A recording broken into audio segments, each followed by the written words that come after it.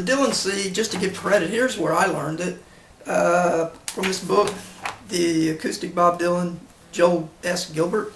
It uses kind of a little bit unique chord system for chord charts and fingerings. Anyway, I found the book highly useful. Whether it's still available, whether you can get it or not, I don't know, but I wanted to at least mention that. I'm not going to go into too much detail on the right-hand finger picking. I'll put the tab and annotations in the video.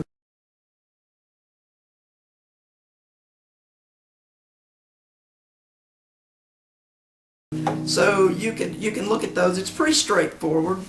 So again, I'm not going to go through and say use your thumb to hit this one and do it at the same time. I'll just quickly say that kind of the way I play this, and there are many versions of this song by many different people. But the way I play it is I kind of, you hit a bass note, and then I guess you have a rest where you don't hit a treble note, and then I pinch the next one. So it kind of gives it, I guess, a little bouncy feel. Kind of starts like that.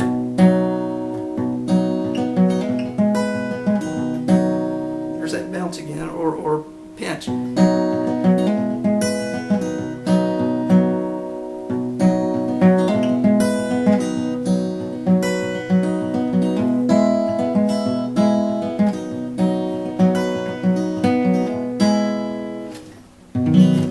So let's just go through it very quickly, and it's pretty straightforward. You use those three chords that I showed you earlier.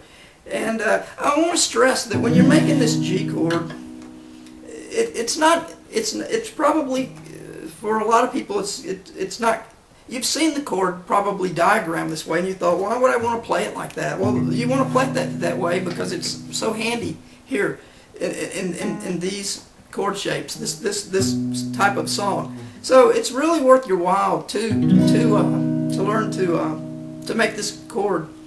And again, you know, this is a really good song for learning how to do that because you get to keep this finger anchored the whole time.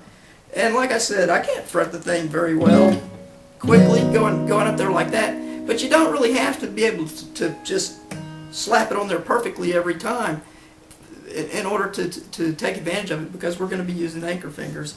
Okay, so you just start with your regular G formed this way, highly functional G fingering. And pretty standard finger picking. And then we're going to do a little hammer on of the Dylan C, which I don't think I explained that. The Dylan C is, okay, you have the G, and you move just these two fingers and you place them where you would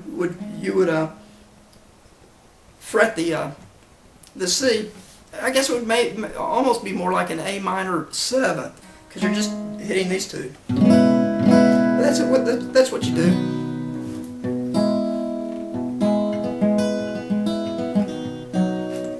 When I finger pick in this song, I don't hit the A string either, so that's a case where you know, that string,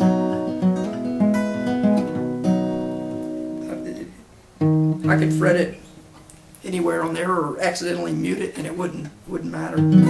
Okay, and then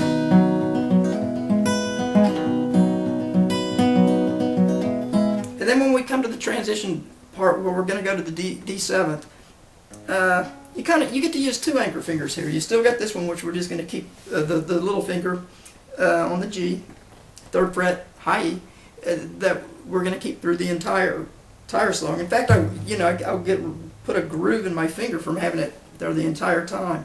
So it's planted pretty solidly there. When you transition to the D, you're going to be playing the Dylan C right before that. So we've got this Dylan C fingered, and that means that we're going to have, and then when we go to the D7th, keep these two fingers planted. This one that's been there the entire time, and this, your index finger on the 2nd string, the 1st fret, stays there. We come around, put the thumb there, and move this over to the 3rd string, 2nd fret, and you've got the D7th shape with this F sharp bass, which makes a pretty good bass note for the D. And so the transition is from Dylan C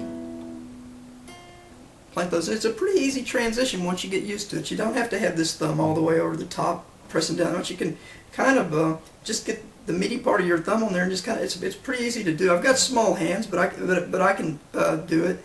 And again, I'll put it there. I know there are some people that say don't play like that, and we'll discuss that in another video.